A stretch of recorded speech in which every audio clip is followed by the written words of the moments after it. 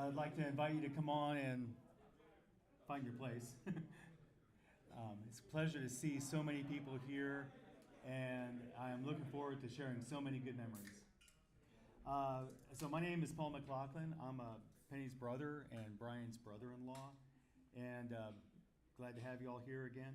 We have a mic, and we'd like to open it up and invite you all to come share some stories, and I'm expecting it to be very cool.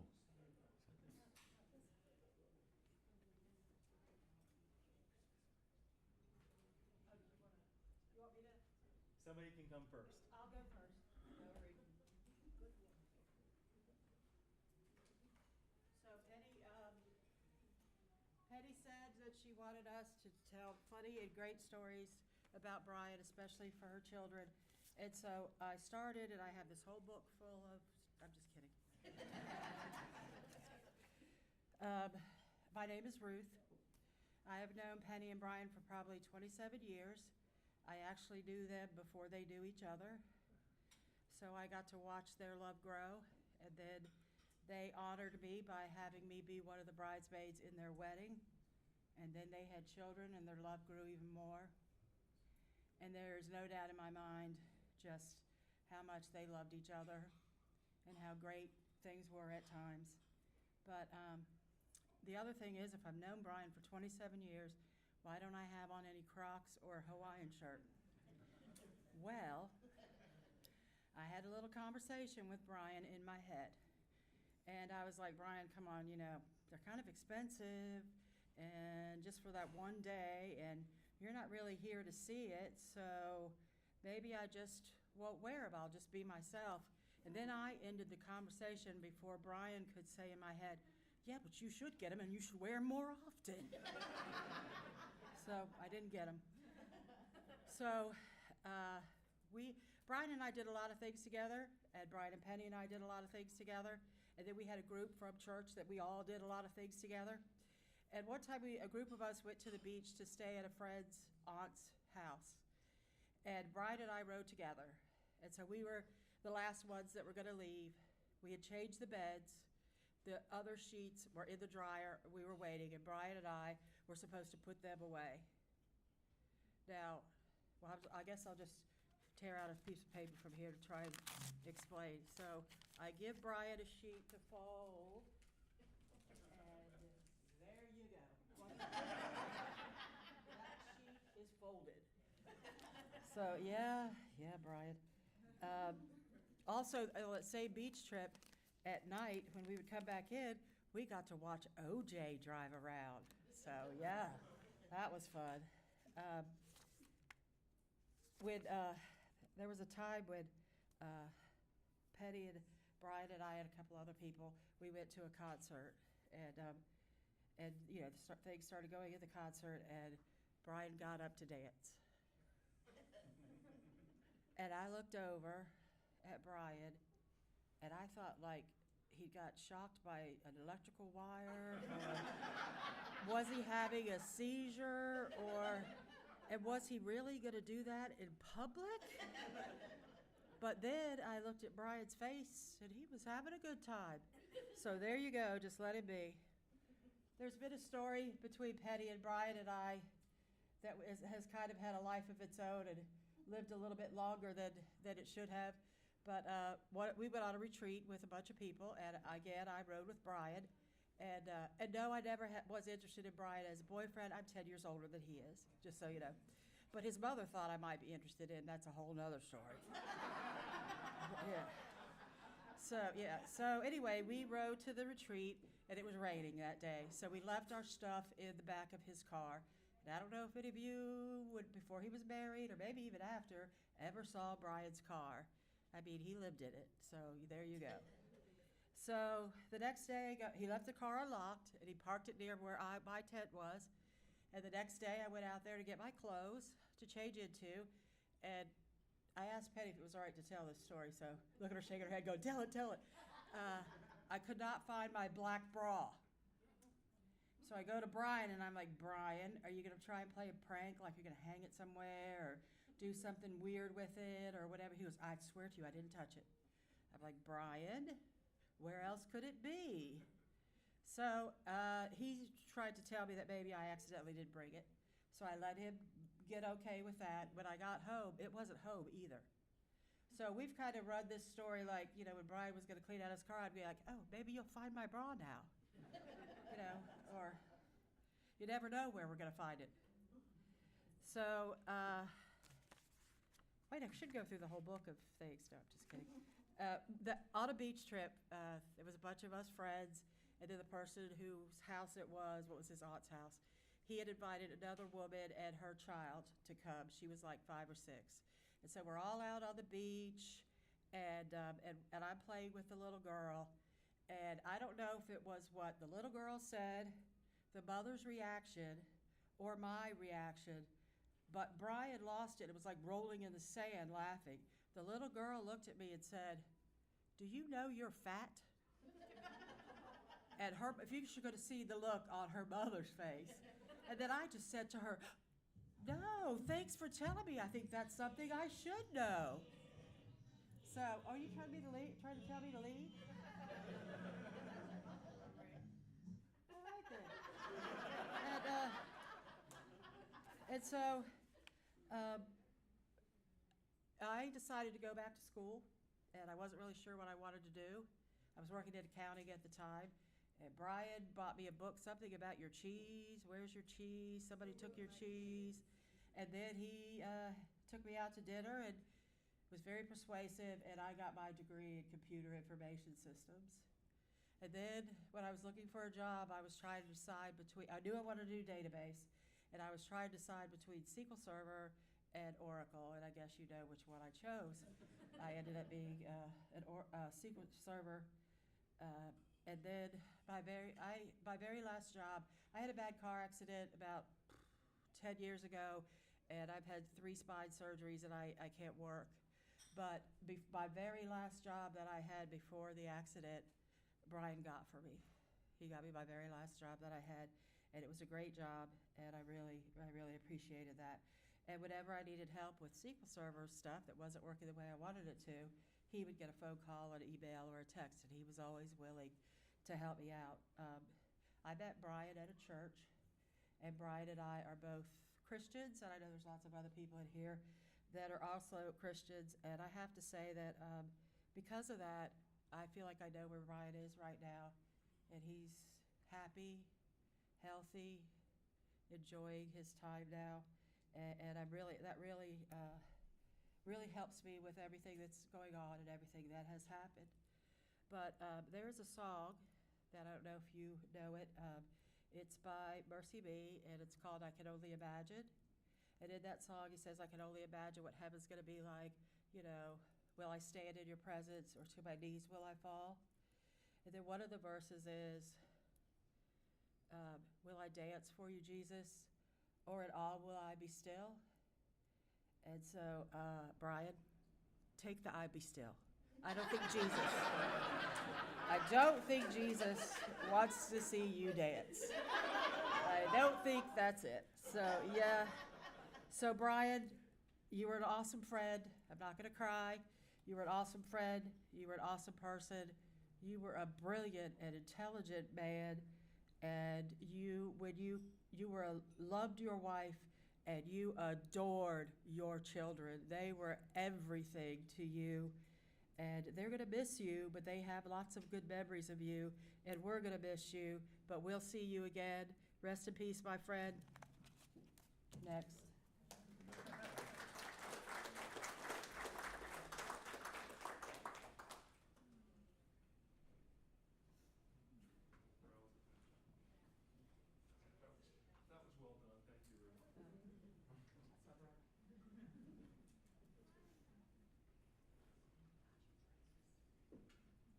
Nobody else is going to go up there? Because I could bring the book back up. Rhonda, you're up. Go for it, girl. All right. Because I know one of the stories she's going to tell that's great. Well, I really only have one story that comes to mind that I can share in a large group. And back to Brian being brilliant and all that. Well, he had his blonde moments, and I should know about blonde moments. We used to all go to the movies together. They're driving down Bailey's Crossroads. There used to be a discount movie theater. Up on the bill, it said, "Lost our lease." And Brian's like, "Well, I haven't heard of that. I wonder if that's a good movie." So I will always remember that. I have tons of fond memories of Brian, but that's the only one I have to share. But thank you. Say your name. Oh. And how do you know Brian? I'm Rhonda Holder, and this table here basically we all went to church with them, and I also knew Brian and Penny before they knew each other, so we've got a long friendship.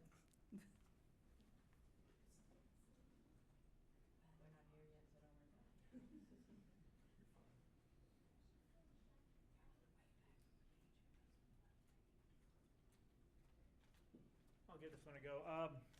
I'm Andy Loja. I worked with Brian at his second job at Data Focus. I started in 91. He probably started in 92-ish. So I know about that car. It was the red Ford Probe that looked like the extension of his house. Yes. Yeah, so Brian and I, we ended up going to a lot of Buffett concerts together. Hence, probably the Hawaiian shirt. That's why I'm wearing a Buffett shirt. So I met Brian like 92, which is probably around when I met Penny, because I think they probably just started dating around 92. And the concert we went to, I think, was in 93 or so. And he had only been dating Penny for a short time. I'd only been dating my wife for a short time. And we were talking about how we were going to meet up for this concert. And we're like, okay, I've got a group of a couple people. I got 2 car fulls of people. Brian had a couple car fulls of people. And we're like, okay, and this is before cell phones, and so we're like, okay, how are we gonna do this? And it was early on in the dating thing, so Brian and I were actually doing the planning, which I look in retrospect is probably not the best thing. And later on, Penny and my wife started doing more of the planning, so things went a little more smoothly. But so it was like, okay, so we're gonna take these. I got 2 cars, he's got 2 cars or 3 cars. Where are we gonna meet up? And Brian's like, okay, so why don't we just meet up on the side of the road?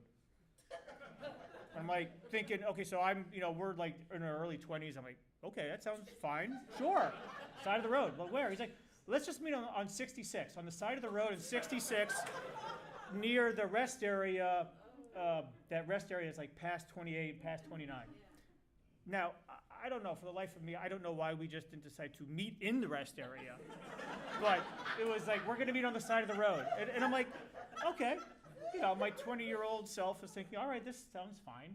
How's this gonna work? So Brian and I were talking about it, like, all right, so we'll be driving. I'll be driving because I'm coming from Alexandria. I'm driving with, these couple cars, and we'll try to meet at this area on the side of the road at a certain time, and we'll just slow down, and you guys will speed up, and we'll just merge in together, and we'll just all caravan in. And like I said, it's before cell phones, so it's not like I can even call them and say, yeah, we're at exit 55, Fairfax County Parkway, we're at 28, so we're getting close.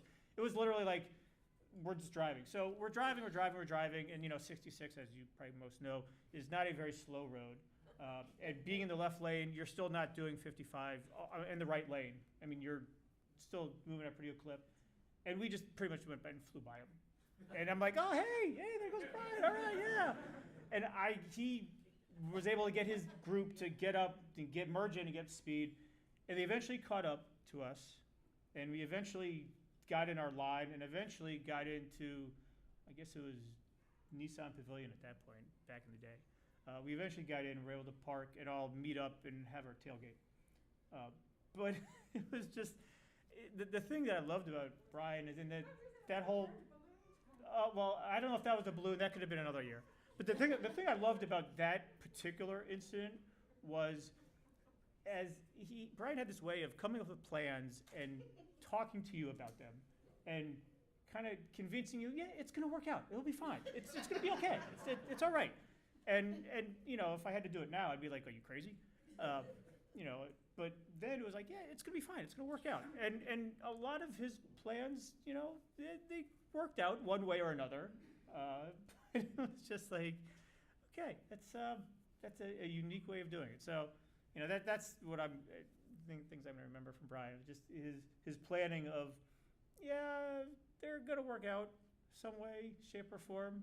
But I was really glad when he married Penny to handle more of those, because the trips to Buffett after that were a lot smoother. We actually decided to meet at people's houses and caravan like that. So if I come up with any more Buffett ideas or stories, I'll let you know. But I have to rack my brain for that. So thank you.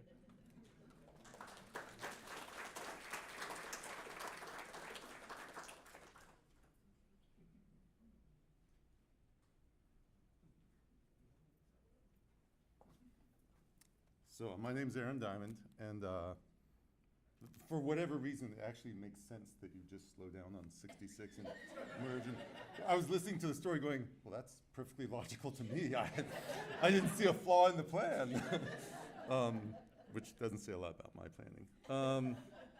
I didn't get to go on all these trips. I didn't get to go to the concerts. I missed that whole part of Brian's life, which is sad for me, because I truly enjoyed whenever I had a conversation with Brian.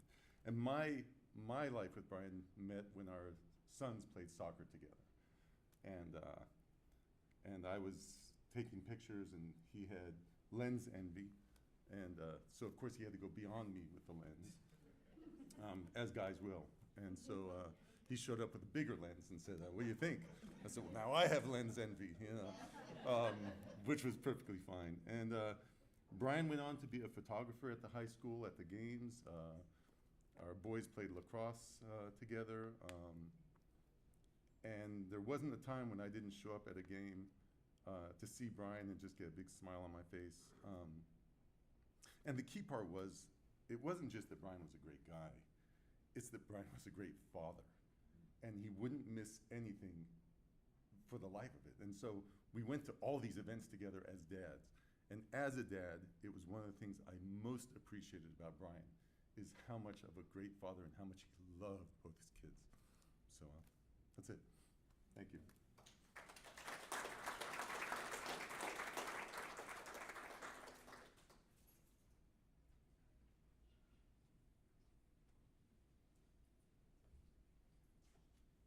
I didn't prepare any stories, but they keep popping into my mind as I sit here. My name's Katie. I went to college with Brian in my mid-20s. I moved down to this area, and he and another college friend were kind enough to take me in as a housemate into their townhouse. Brian was kind enough to move out of the master bedroom and clean that up for me. He used curtains, sheets as his curtains in the front window. Not even attractive sheets. One snow day, I believe Brian and our roommate Sam were both snowed in away. One was snowed in at a ski resort, conveniently. The other one allegedly at work. And I was out front shoveling or doing something. And the neighbor next door came over with some baked bread for me to welcome me to the neighborhood and to indicate how glad she was that the old people had moved out.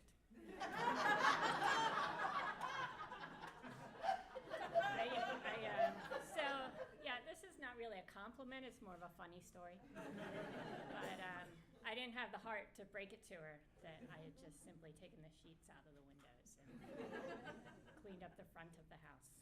But Brian was more than happy to take me in, and it gave me an opportunity to really get to know him well. And I have always and will always treasure his great friendship.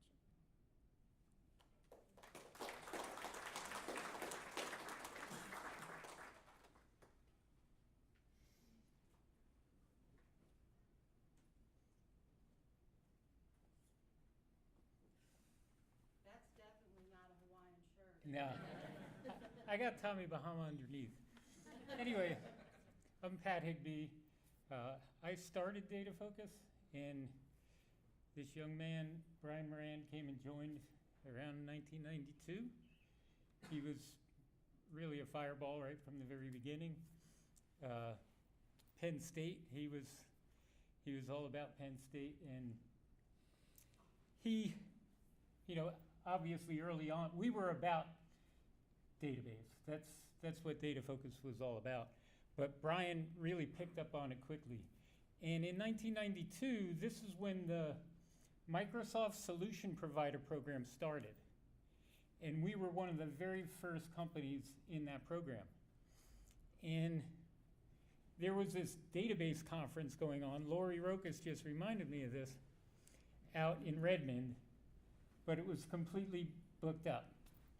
So I said to Brian, book a flight and go, and get in. And he did.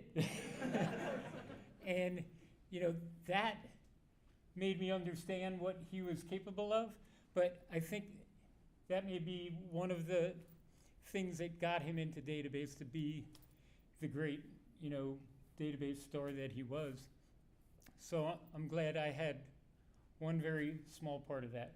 So thank you.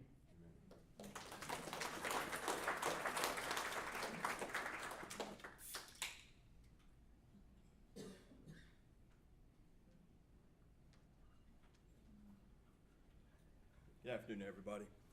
Since a lot of people have stood up from Data Focus, I'm going to be another one. I actually met Brian, well, my name is Brian as well, Brian Timmons, and I met Brian some almost 30 years ago. I want to say he was a part of my first family, if you will.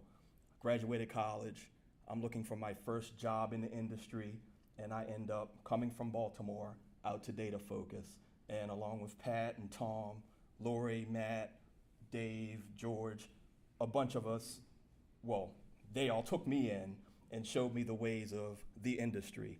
And one thing that I remember in meeting my first real work family was Brian and 1, the glasses, 2, the Hawaiian shirts, and 3, there were no Crocs back then, but it was flip-flops. And he was just always very casual, always had a smile on his face, always had a funny story to share, and that's one thing I always remembered about him. Now I only stayed with Data Focus for a year because I was living in Baltimore and driving out here off of 66 every day, and after a while, got a little tiring, started moving up in the industry and getting other jobs, but I never forgot my first family, if you will, in Virginia. And fast forward a few years, a few decades really, along comes Facebook, and like everyone, when you make your profile, you get your family together, you start looking for old school friends, you start looking for old work friends, and hey, there's Andy Loja, there's Lori Rokas, there's Brian Moran. You accept it, I'm starting, like everyone does, you start flipping through the pictures. This dude's still got them Hawaiian things going on. He's wearing Crocs in every picture. That's the guy I remember, he's smiling in every shot. So that's one thing I always remembered about him.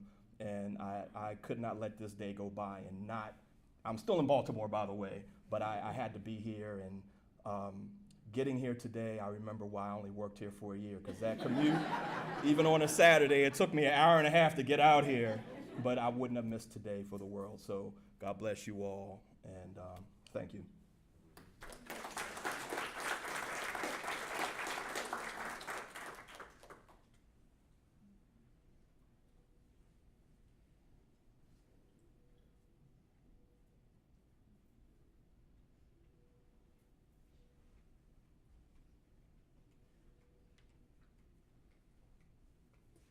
So I'm Michelle. I'm the then girlfriend from I-66.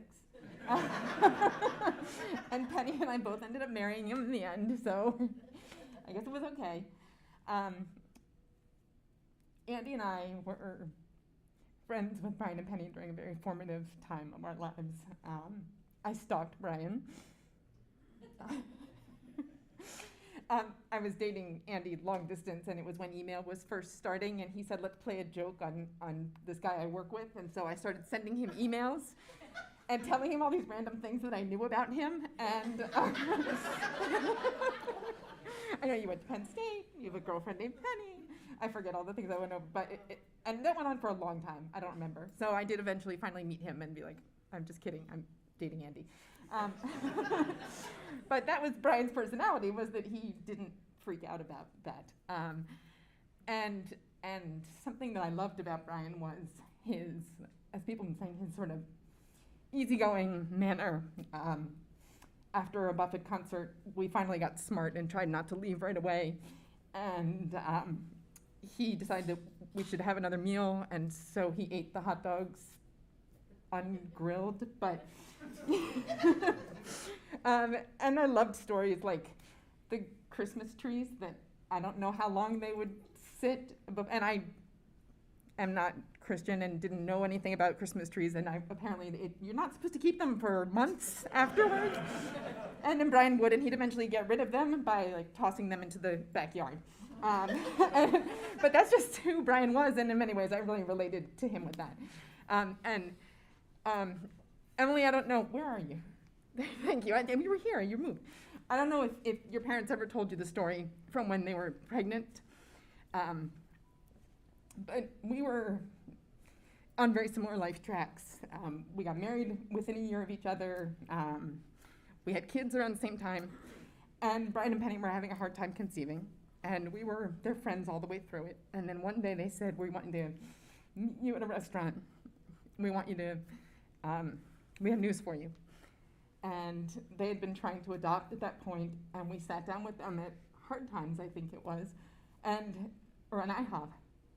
I remember where we sat. I can't remember what restaurant it was, but Brian and Penny sat across from us and said, we have birth parents, and they're meeting us here, and they're here. And Andy and I went looking around the room, and then they told us that it was them. And I burst into tears. And it was you. And then, Joseph later. And your dad loved you guys so much. And we had so many wonderful memories from when you guys were little that I hope you treasure. I was one of Brian's Crocs friends who actually wore them from the start. And I will always think of him when I put them on. So, thank you.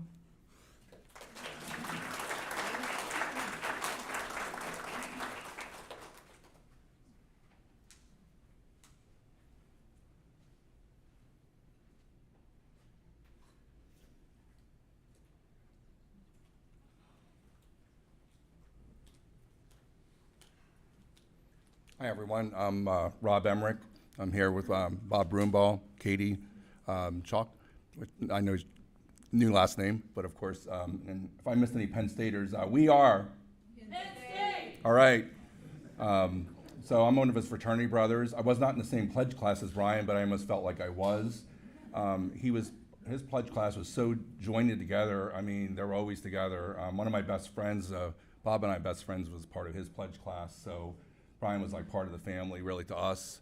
I know some people have their feelings about fraternities. I am a Christian guy, but I really think I got a lot out of the fraternity and lifelong friends, and he's a lifelong friend. I'm sorely missed. It was a bad weekend when I heard about what happened to him. One of my tax clients passed away. I'm a CPA as well, so just a tough weekend a few weeks ago when I heard about this. And anyway, I think back at the good times when we were at Penn State. We had a great time. At different times where we live now to back then, but we had, if any of you guys have been to State College, and you had the privilege, I guess, to go to Happy Valley, you see football games. We had a great football weekends. We get to hang out.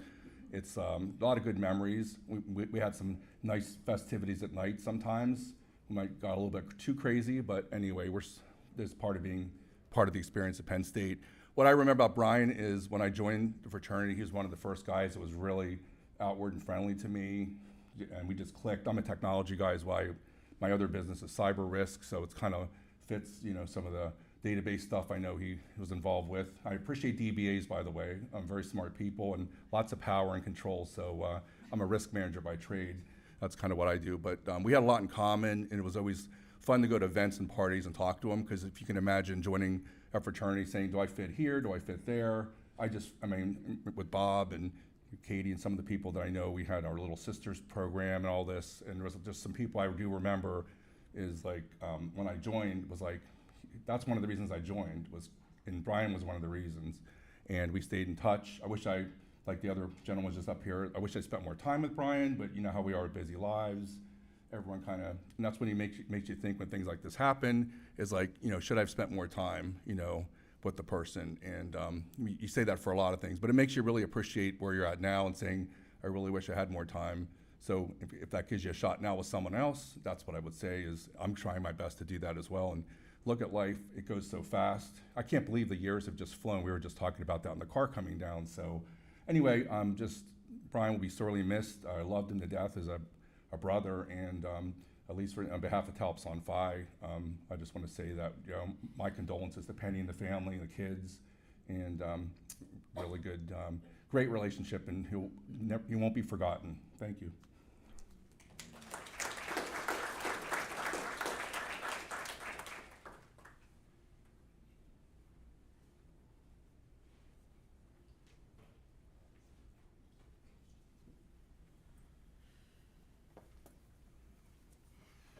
Hello, it's wonderful to see so many people here from so many different parts of Brian's life, Brian and Penny's life. My name is Laura Kelly, and Brian and Penny became part of my family about 23 years ago when we met through church and a dinner group and started doing Bible study together and started doing life together.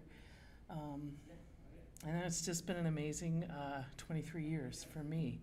I was able to teach Emily in middle school, which was, as we know, was a wonderful time for kids, but not at all.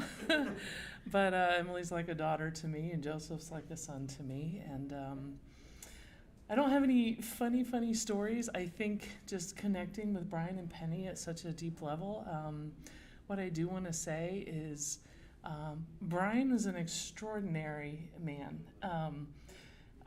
There aren't many people that I've met in my life that challenged me intellectually all the time. But that was Brian.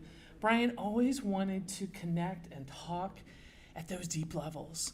And being a teacher, he had lots of questions about everything with education, and I was always fascinated at how intense those conversations would get so quickly. And I obviously just absolutely love the time that we could spend with Penny and Brian and the family, whether it was going to the beach or going to football games. Our daughter was able to do color guard with Emily in the high school, and what an amazing time. Brian he's one of those people that there's sometimes you don't meet many people like Brian. Brian had just a hunger and a thirst for life. He was always excited about something going on. He always had something to talk about that was exciting and interesting to him. He did not get bogged down with just the mundane issues of life. If you wanted to ask about this or that, then you had to go to Penny. And you talked to Penny, because Penny would know that. And so, but Brian was way up here, always way up here. And I was always in awe of Brian's love for his kids and love for his family. I also had an opportunity to work for Penny and Brian at one time, which was kind of interesting. And this, I guess, one quick story. We had been praying about a move that we needed to make, and that if we were going to move houses, I was home from teaching, and I really needed to just get a job where I could earn a certain amount of money but still work from home. And I was at a birthday party for local or mutual friends, and Penny said, "Hey, Brian's looking for somebody to work from the house, be like an office manager, and help us out with Solid Q." And I was like, "Hey, that would be awesome." And I remember when I met with Brian and he hired me, he said, "Laura," he goes, "I just want you to know," he said, and this really is a credit to his integrity as a person and what an upstanding guy he was. He said, "No matter what happens with the job, we're friends first, and we will always be friends. And I want you to know that, and I want you to be able to come to me and talk to me about anything. If there's anything ever happens, we're friends first." And I just always admired that about him, his integrity of a person and the work that he did. He could talk you out of a paper bag You know, I mean, the guy was just amazing. And I'd often hear these stories from Penny about, oh yeah, we went to get a TV, but we got it this much cheaper because Brian talked to the guy and he was telling him this, he was telling him that. And I'm like, oh my gosh, like I need to take him with me every time we go car shopping, or, you know, at least, you know. He was just amazing, just an amazing, brilliant mind, and such an awesome person to know. And like I said, they're our family, and they'll continue to be our family. So much love to Emily and Joseph as they continue on at JMU, and we're there rooting for you. Everybody in this room loves you and knows that it's going to be a little bit of a difficult journey forward. But embrace all those feelings. Embrace what you're going through, because that means you loved your dad, and that means that he's important to all of us. And that's something we can't forget. And yes, we know, Brian, that you're up there dancing in your Crocs and in your Hawaiian shirts. And we'll join you when it's our time as well. God bless. Thank you.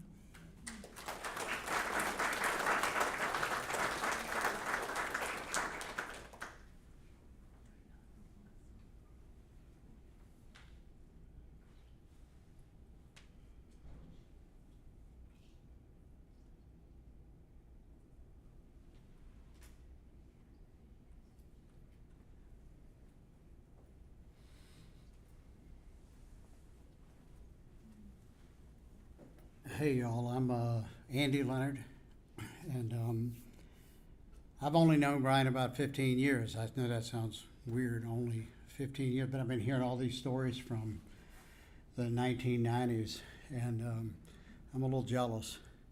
I met Brian through the SQL Server community.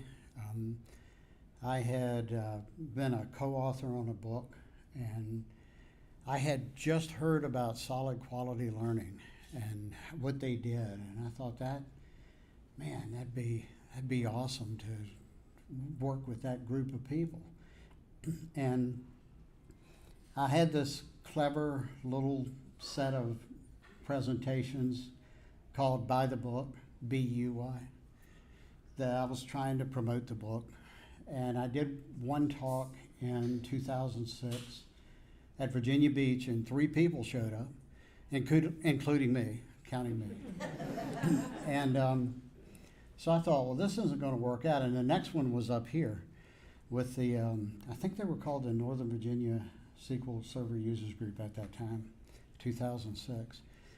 So I get up and start talking, and there's 125 or so people in the room, so I'm nervous.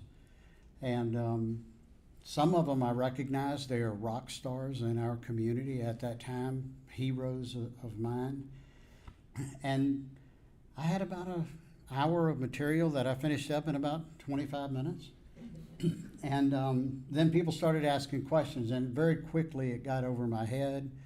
And there was a couple of rock stars and some of my co-authors in the room, and they started answering those questions. So I kind of pivoted to be the facilitator or the MC.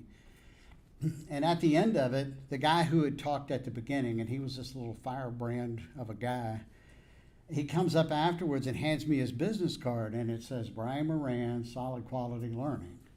And I've blown this presentation. And that's what they did. They did training and teaching and presentations and stuff. And I remember my heart sinking, and I thought, oh man, I would have loved to have worked for these folks, but I totally blew this. And it was about 6 months later, I'm driving home and my cell rings, and it's Brian Moran. And we talk for a couple minutes, and he says, I want you to come work at Solid Quality, be one of our mentors. And I was shocked. And I said to him, I said, but I blew that presentation. Why would you want me to do what y'all do? And he said, yeah, you did blow that presentation. Which Brian was really shy. It was kind of hard to bring him out, stuff like that.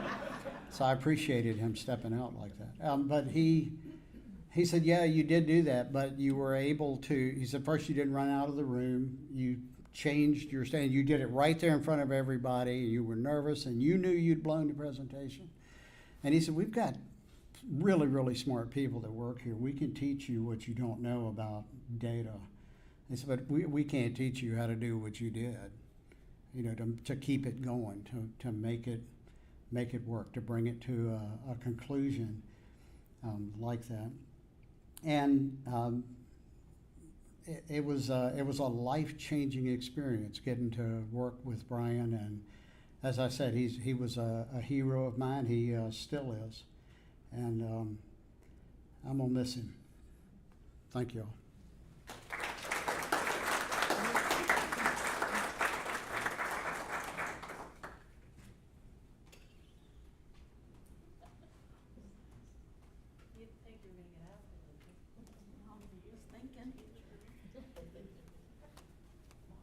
I've been summoned by Ruth. I have known Brian for, huh? Who are you? My name is Kim Luckabaugh, and I'm a longtime friend of Brian's, and I've known, Penny and I have been even longer friends and really family, growing up together since I was 2.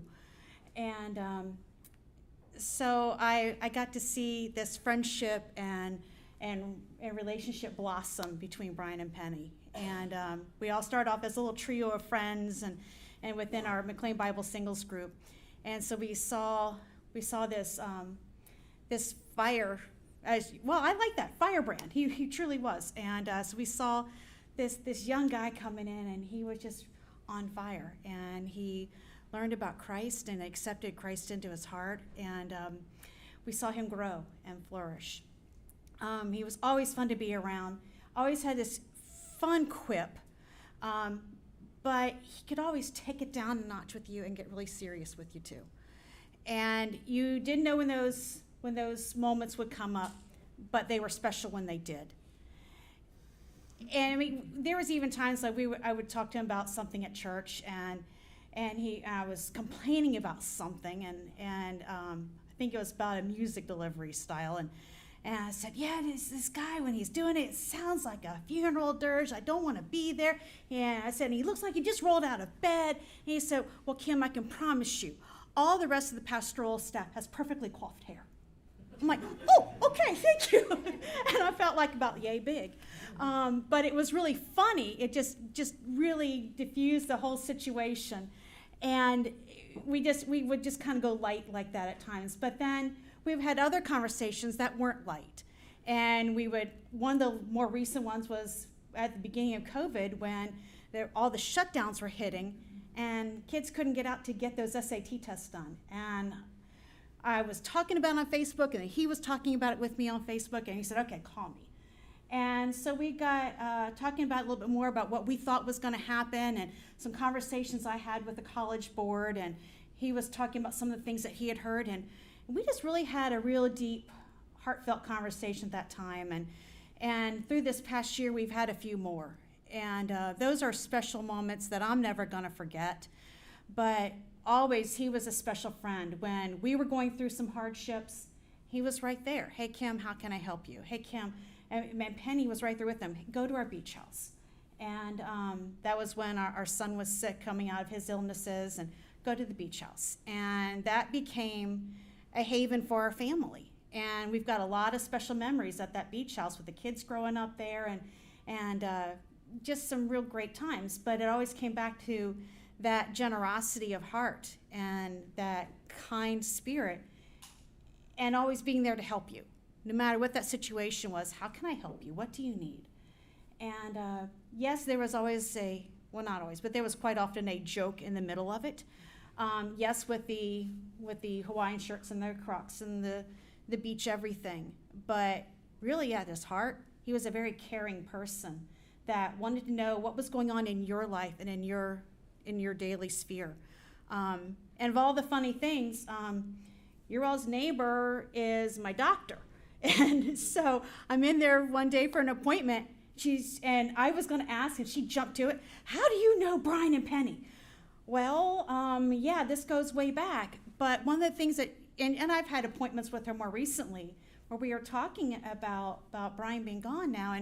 And she was talking about how she goes up to take her dog for a walk in the morning, and he's going out for a run, and neither one of them really accomplished that much, but they stand there and talk for half an hour.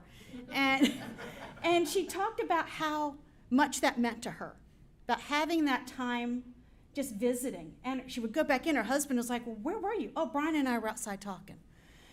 And she said he really took a very keen special interest in you as a person. And he wanted to know what was going on in your life and how you were. And that mattered to him more than that jog. And you were that moment that he cared about. And that's something that I will definitely treasure, because I know I was on the receiving end of that more times than once. And it's something that I will definitely treasure. Thank you.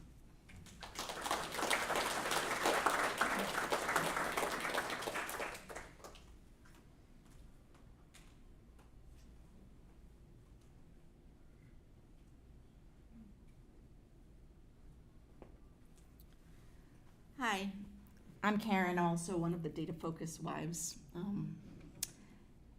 And I just want to read something, because when I heard about Brian, you know, I went online and I was looking up his name and just seeing what he's done. Just anything I could find, really, just as a way to connect. And I found something that I've been thinking about ever since.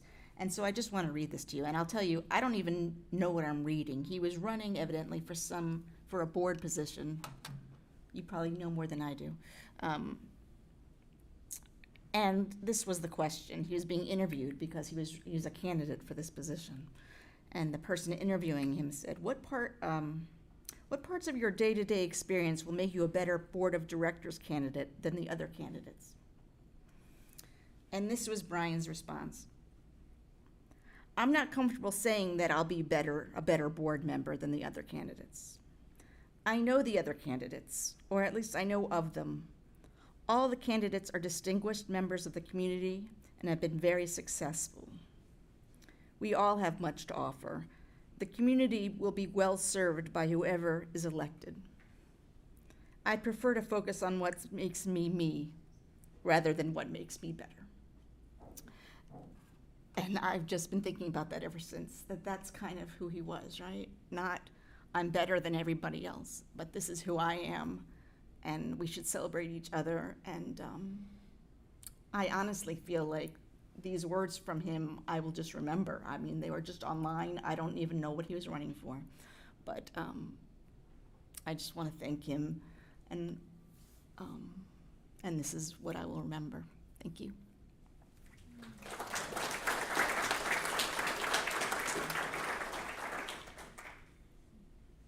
Well, I think Rhonda and I are going to go back up there because you guys didn't clap for us. We clapped for you. Oh, you did clap for me, sorry. Next. Does anybody remember Brian's luggage? He didn't have any. He used green trash bags.